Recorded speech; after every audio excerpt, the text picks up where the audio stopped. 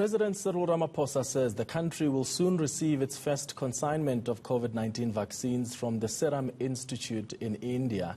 In the latest installment of his weekly letter, Ramaphosa says a comprehensive rollout strategy will be implemented in partnership with the private and religious sectors, civil and traditional leaders.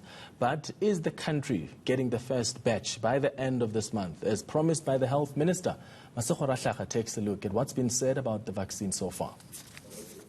Over the weekend, South Africa came a step closer to acquiring the promised vaccine after our Health Products Regulatory Authority gave the Serum Institute of India the green light to distribute AstraZeneca in the country. Let's backtrack to what we've been told by government about acquiring the vaccine. In late December, during what's now known as the family meeting, President Cyril Ramaphosa announced that the country will get the vaccine in the second quarter of 2021. We are part of the first group of countries that will receive an allocation of vaccines from COVAX. We have been advised that we should expect the vaccines in our country in the second quarter of 2021.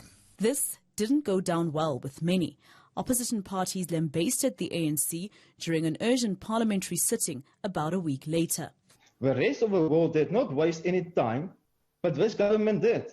Precious time and money were lost and stolen due to COVID corruption that could have been used to pay for the vaccine.